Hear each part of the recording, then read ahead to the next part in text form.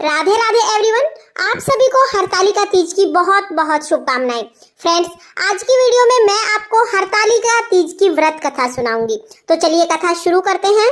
हरतालिका तीज की व्रत कथा सुनने के लिए हम एक लोटा जल ले लेंगे और आप ये कथा चने हाथ में लेकर भी सुन सकते हैं। तो जो काले चने भिगोए हुए आपने पूजा में चढ़ाए हैं, आप वो चने हाथ में लेकर भी ये कथा सुन सकते हैं, या आप चावल के दाने हाथ में लेकर भी कथा सुन सकते हैं। तो यहाँ पर देखिए, मैंने अपने सीधे हाथ में चावल ले लिए हैं। अब मैं ये कथा शुरू करूंगी। खाली हाथ हमें कथा नहीं सुननी है। आप या तो चावल के दाने हाथ में ले लें या तो चने के दाने हाथ में ले लें। इसके बाद हम कथा शुरू करते हैं। ये कथा भगवान शिव शंकर ने माता पार्वती को सुनाई थी। भगवान शिव शंकर ने माता पार्वती से कहा कि एक बार तुमने हिमालय पर्वत पर जाकर गंगा किनारे मुझको पति रूप में पाने के लिए कठिन तपस्या प्रारंभ की थी। उसी घोर तपस्या के समय नारद मुनि पार्वती माता के पिता हिमालय राज के पास गए और कहा कि भगवान विष्णु आपकी कन्या के साथ विवाह करना चाहते हैं। नारद की बनावटी बातों को सुनकर पार्वती माता के पिता हिमालय राज अति प्रसन्न हुए और विवाह के लिए स्वीकृति दे दी। इसके बाद नारद जी विष्णु भगवान के पास गए और बोले कि हिमालय राज अपनी कन्या का विवाह आपके साथ करना चाहते हैं। भगवान विष्णु ने भी स्वीकृति दे दी और विवाह तय हो गया। इसके बाद जब इस सब के विषय में माता पार्वती को पता चला तो माता पार्वती को बहुत दुख हुआ। माता पार्वती तो भगवान शिव शंकर से विवाह करना चाहती थी और उन्हीं को पति रूप में पाने के लिए घोर तपस्या कर रही थी। माता पार्वती बहुत ही दुखी थी। तभी उनकी एक सखी ने जब दुख का कारण पूछा, तब माता पार्वती ने कहा कि हम तो यहाँ पर भगवान शिव शंकर को पति रूप में पाने के लिए इतनी घोर तपस्या कर रहे हैं और उधर हमारे पिता ने विष्णु के साथ हमारा विवाह तय कर दिया है। अब तुम बताओ कि हम क्या करें? हमारी सहायता करो, अन्यथा हम प्राण त्याग देंगे। पार्वती की ऐसी बातें सुनकर सखी ने पार्वती को धीरज देते हुए कहा कि मैं तुम्हें वन में लेकर चलूंगी। ऐसे वन में लेकर चलूंगी जहां तुम्हारे पिता को पता ही नहीं चलेगा कि तुम कहां हो।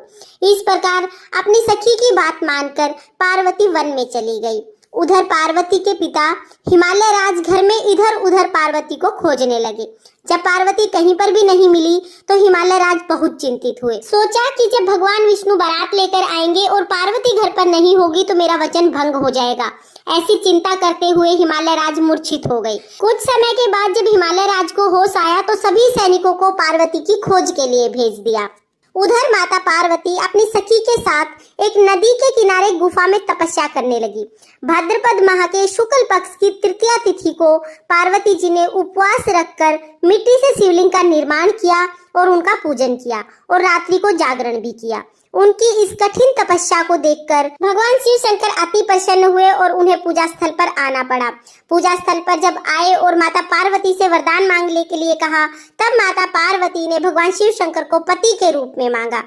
भगवान शिव शंकर ने माता पार्वती की मांग को स्वीकार करते हुए माता पार्वती को अपनी अर्धांगिनी के रूप में स्वीकार किया और उसके बाद भगवान शिव शंकर कैलाश पर्वत पर चले गए। अगले दिन सुबह जब माता पार्वती पूजन की सभी सामग्री नदी में विसर्जित कर रही थी, उसी समय उनके पिता हिमालय राज वहां आए। उन्होंने माता पार्वती को देखा और कहा कि हे बेटी, तुम यहाँ कैसे आई और यहाँ क्या कर रही हो? तब माता पार्वती ने विवाह की सारी बात अपने पिता को बताई। पिता ने जब घर चलने के लिए कहा तो माता पार्वती ने शर्त रखी कि यदि उनका विवाह विधि पूर्वक भगवान शिव शंकर से किया जाएगा तभी वो घर जाएंगी। पिता ने वचन दिया और पार्वती माता को घर ले आए। तब शास्त्र विधि के अनुसार माता पार्वती और भगवान शिव शंकर का विवाह संपन्न हुआ। हरतालिका तीज व्रत का नामकरण सखी द्वारा हरि जाने के कारण ही पड़ा। शंकर जी ने पार्वती से यह कहा कि जो भी स्त्री इस व्रत को परम श्रद्धा से करेगी उसे तुम्हारे समान ही अचल सुहाग की प्राप्ति होगी। जो भी स्त्री हरतालिका व्रत करती है उस पर भगवान शिव शंकर और माता पार्वती की कृपा बनी रहती है और उसे अखंड सौभाग्य की प्राप्ति होती है। ये थी हरतालिका तीज की व्रत कथा। इसके साथ ही हम एक गणेश जी की कथा जरूर सुनेंगे। तो चलिए गणेश जी की कथा शुरू करते हैं। एक बार एक बुढ़िया थी। वो रोजाना गणेश जी की पूजा करती थी। रोज मिट्टी से गणेश जी बनाती, रोज गल जाते। रोज मिट्टी से गणेश जी बनाती, रोज गल जाते। बुढ़िया के घर के सामने ही एक सेठ की हवेली बन रही थी। बुढ़िया गई और कारीगर से बोली कि कारीगर मेरे पत्थर के गणेश जी बना दो। कारीगर बोले, मैया जितनी देर में तुम्हारी पत्थर की गणेश जी बनाएंगे इतनी देर में तो हमारी दीवार बन जाएगी। हमारे पास समय नहीं है, आप किसी और से बनवा लो। बुढ़िया को बहुत बुरा लगा। बुढ़िया ने मन में सोचा कि भगवान करे तुम्हारी दीवार टेढ़ी हो जाए। ऐसा सोचकर बुढ़िया घर आ गई। अब जैसे ही कारीगर दीवार बनाए, दीवार टेढ़ी हो जाए, फिर दीवार बनाए, फिर दीवार टेढ़ी हो जाए। इसी तरह से शाम हो गई। शाम को जब सेठ जी आए तो सेठ जी ने देखा कि कोई काम नहीं किया। तब कारीगर बोले कि काम तो बहुत किया है, लेकिन जैसे ही दीवार बनाते हैं दीवार टेढ़ी हो जाती है, फिर दीवार को गिराना पड़ता है, फिर दोबारा दीवार बनानी पड़ती है, फिर टेढ़ी हो जाती है। इसके बाद कारीगर ने बुढ़िया वाली सारी बात सेठ जी को बताई। सेठ जी ने कहा कि मुझे बुढ़िया के पास लेके चलो। कारीगर सेठ जी को बुढ़िया के पास ले आए। सेठ जी ने बुढ़िया से कहा कि हे बूढ़ी माई, हम आपके सोने के गणेश जी बनवा देंगे, आप हमारी दीवार सीधी करा दो।